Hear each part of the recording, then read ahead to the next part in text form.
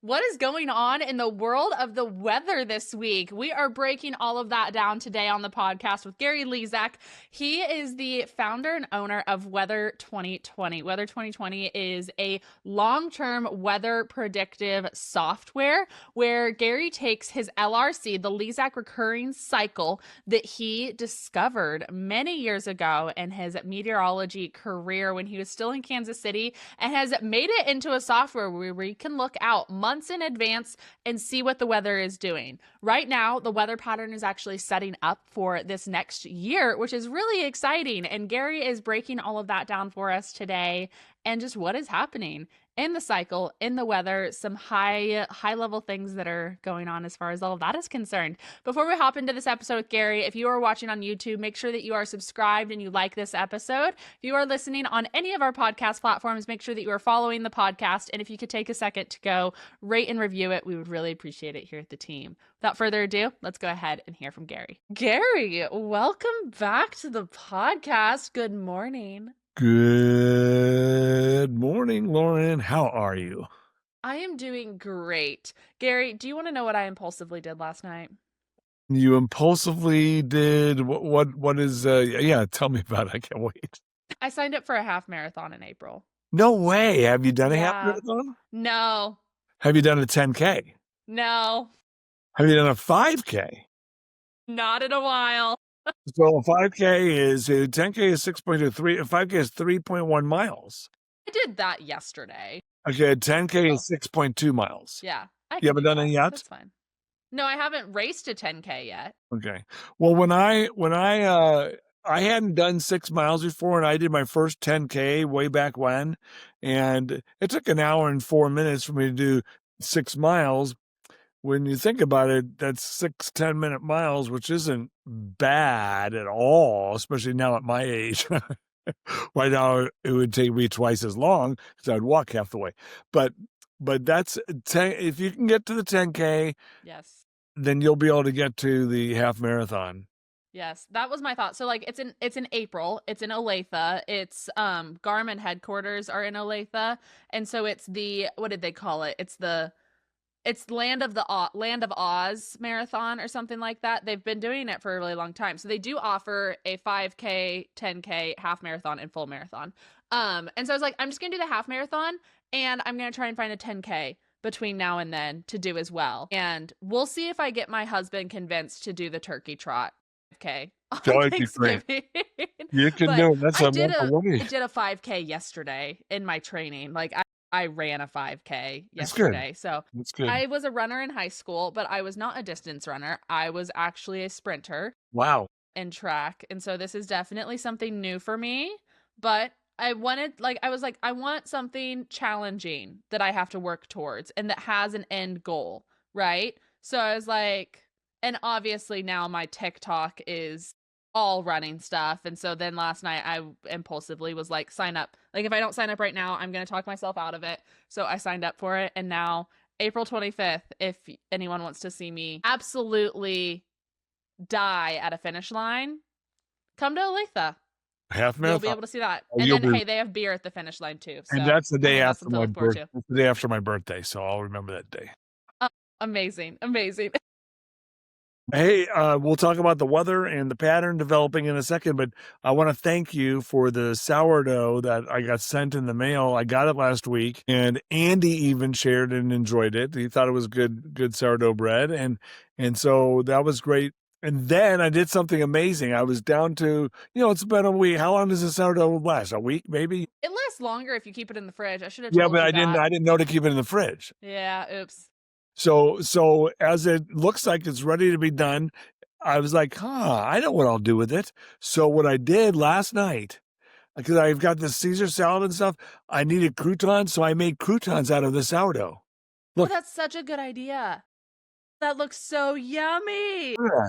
I made croutons. I doused them in ghee butter, okay? Yeah. This ghee Himalayan sea salt butter. And just a little bit, 2 or 3 tablespoons. And then I heated it up for like 15 minutes at 450 degrees. Ooh, well, that sounds amazing. Lauren's sourdough croutons. I am gonna have to go make some croutons with Can you some of the believe it? loaves I have right now. That sounds Oh my so God, the delicious. flavor, that special whatever that you do, the flavor is just now just like it gets to the back of your tongue and it's really good. Yay. I'm so happy that you guys loved it. It's too bad I only have this one left, but I was like, I know what I'll do with it. I can't believe, number one, that I did it without any recipe. I made croutons a year ago, but I burnt them all. So I made sure I didn't do that. But my gosh, because it had been sitting out for a week almost, it was ready to turn into croutons or it's done, you know? Yeah. Yeah. Oh my gosh. I love it. That's amazing. I'm so happy you guys loved Lawrence it. sourdough And croutons. and you shared with Andy. You didn't hog it all. You didn't like stash it away anywhere. It was. He came home like 2 nights, 3 nights ago. He goes, "Is that bread any good?" I go, "Yes, it's amazing." Here, and I cut him a piece because he was having dinner and he didn't Uh-huh. have any carbs, so he just had that. There you go. That's perfect. Thank you very much, everyone. Lauren sourdough is worth $1 million. Hey, you heard it here first. You heard it here first, guys. Gary, that's amazing. That's so kind of you. I appreciate it so much. Well, on the note of the weather, what's going on in the world of weather right now? I can tell you that in Kansas, it hasn't stopped raining. So I'm excited to talk about the pattern and everything we've got going It's on. interesting. It's hard to tell, you know, right now what happens with the LRC, remember it evolves and sets up beginning around when the sun sets at the North Pole on September the 22nd this year. Then about a dozen days later is October the 5th. And October the 5th or 6th or so, it goes dark at the North Pole. And that's where we consider it day one of the LRC. It's not just that because it turns dark at the North Pole. Maybe it's a coincidence, maybe not. I don't think it is. But energy shifts from the North Pole across the Northern Hemisphere, and it's now going down across the Gulf into the Caribbean, where we just had the major hurricane. The pattern evolves. So, but it's now late October, Halloween.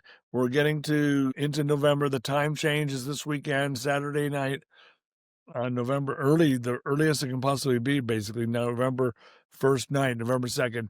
We'll gain an hour. It's great. That's a whole other story. But it's usually not till November 15th or 30th when I really can start putting my finger on what's going on with this weather pattern.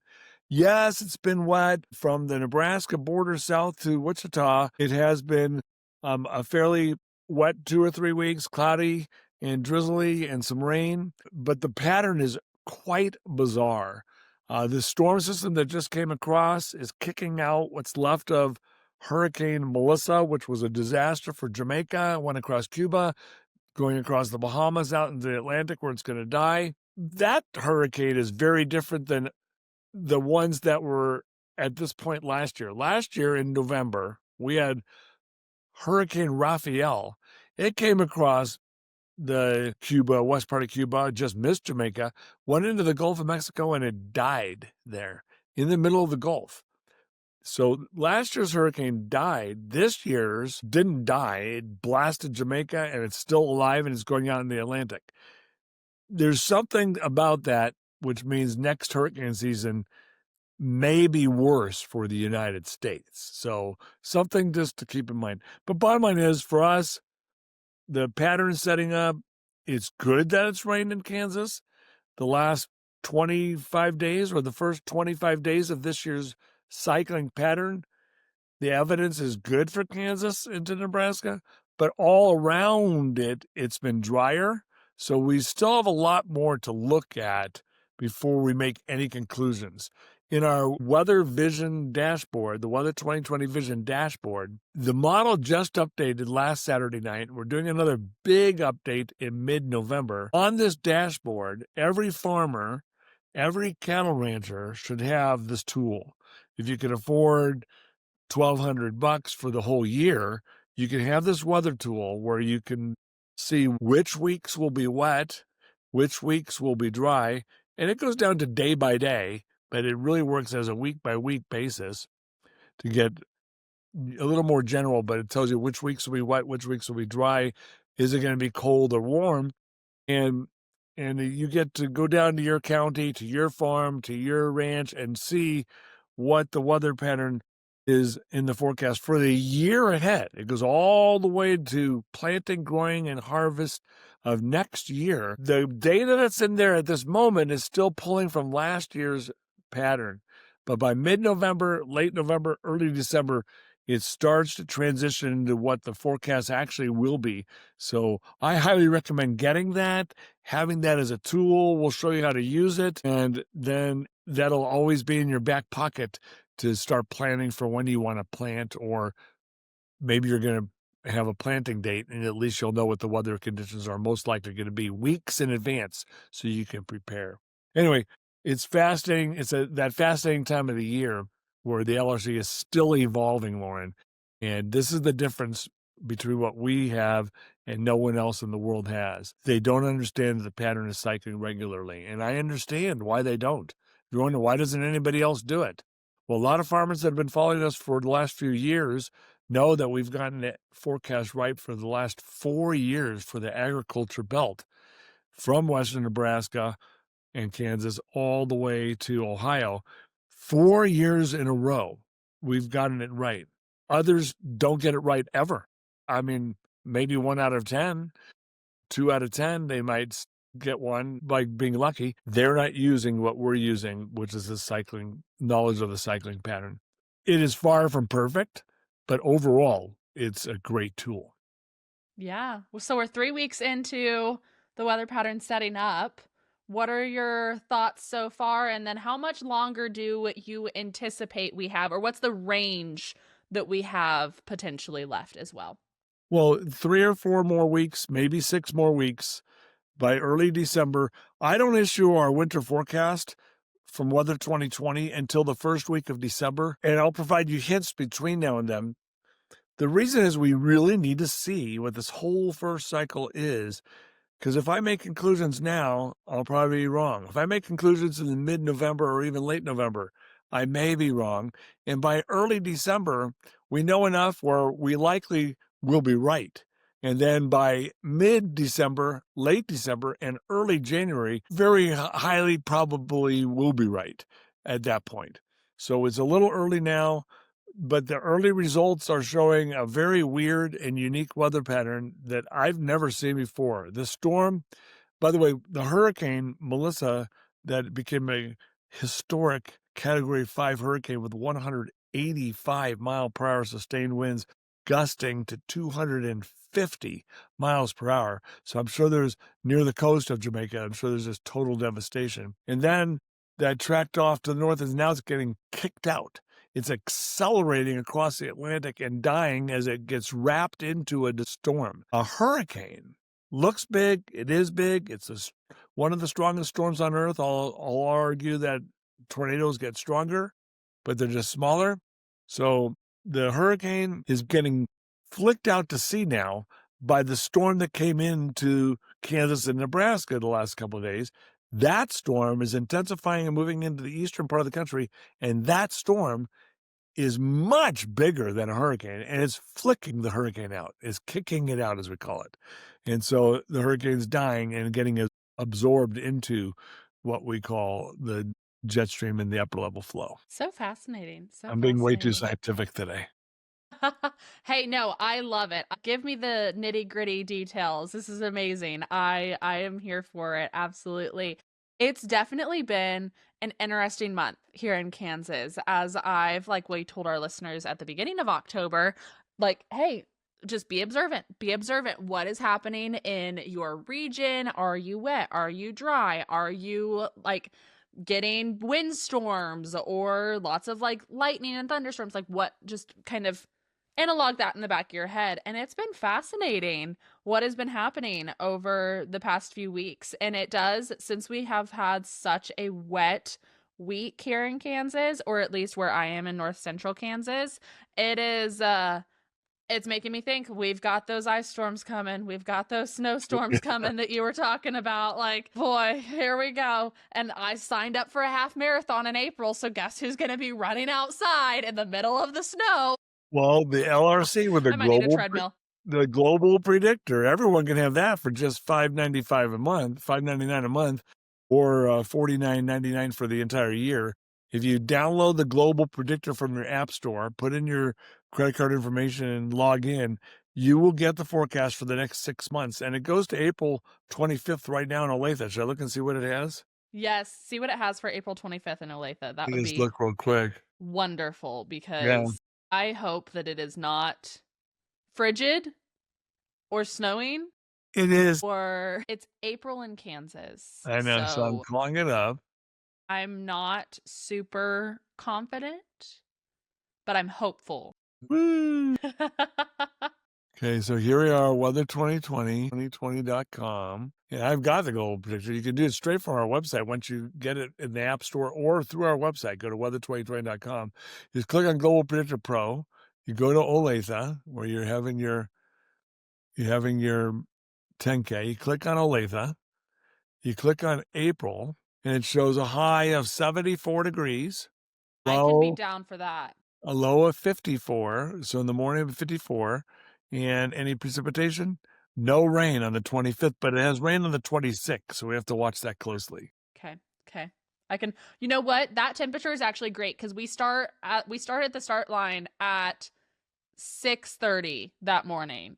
And so high of 70 is great because that means by the time I'm done with my race, it'll start to warm up, but it's not going to be like 30 degrees at the start line. And I'm going to have my husband meet me at different checkpoints throughout the race so that I can shed all of my 100 layers that I'm going to have on.